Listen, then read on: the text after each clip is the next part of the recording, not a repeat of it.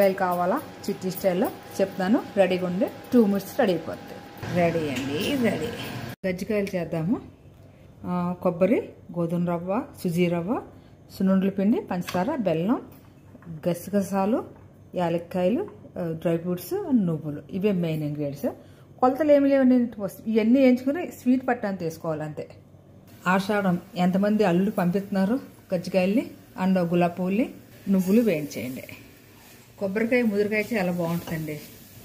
గోధుమ రవ్వ వేపండి. నువ్వులు చల్లబెట్టి పొడి కొట్టుకోవాలి.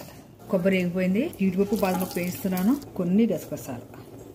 మంచి స్మెల్ రావాలి.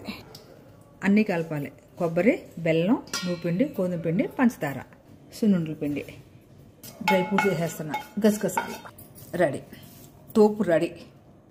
టేస్ట్ చూస్తున్నా. గజ్జికాయలు తర్వాత చేస్తా. రెడీ. గజ్జికాయలు చేద్దామా చిట్టి స్టైల్లో, ఆంధ్ర స్టైల్లో.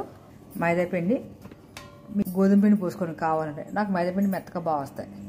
కొంచెం ఉప్పు, కొంచెం గోధుమ నూక, చాలు. గోధుమ నూక ఎంత, కొంచెం ఆయిల్,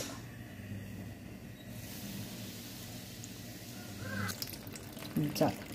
ఇది కొంచెం గట్టిగా ఉండాలండి. మరీ మెత్తగా ఉంటే బాగా రాదు. కొంచెం గట్టిగా ఉండాలి. అప్పడం, గజ్జికాయ పల్ల వేసాము. రెడీ. గజ్జికాయలు రెడీ. వేస్తున్నా. రెడీ.